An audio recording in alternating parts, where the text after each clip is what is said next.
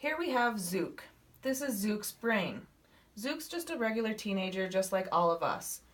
Inside of our brains, we have these awesome little things called dopamine receptors. Okay? It's these dopamine receptors that get filled when we do things that make us happy. Okay? We're all different people and different things make you happy. For example, maybe you get happy when you go skateboarding, and that sets off an alert to your dopamine receptors in your brain. Zing! That makes you happy, right? Maybe you just won your first basketball game. You made the winning shot. Zing! That makes you happy, okay? So it's just important to remember different things make different people happy. And we all have these happy little dopamine receptors throughout our brain. One thing we have that we may not be aware of is these other receptors inside of our brain.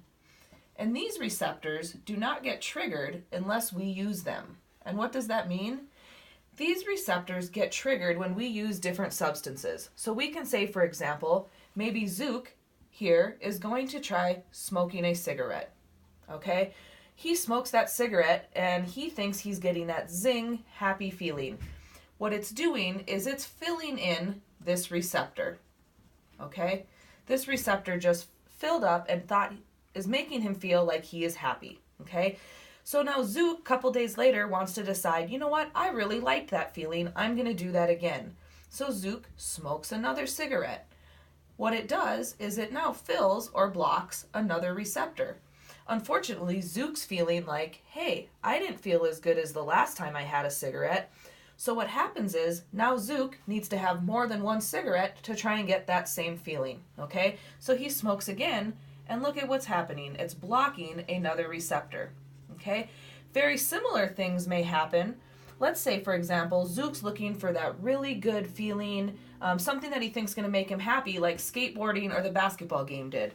So he decides to maybe take 2 prescription medications. Okay? What does that do for Zook? It fills this receptor. Okay? Notice now these receptors are being blocked. Okay? They're not refillable like our normal dopamine receptors. Zook feels like he's not getting that original feeling that he got the first time. So what he needs to do is take more prescription medication, okay? We can see here that more and more of these receptors are being blocked. Pretty much the moral of the story is when we're using these different substances, whether it's nicotine or drugs, we are triggering these receptors, and what's happening is blocking those receptors.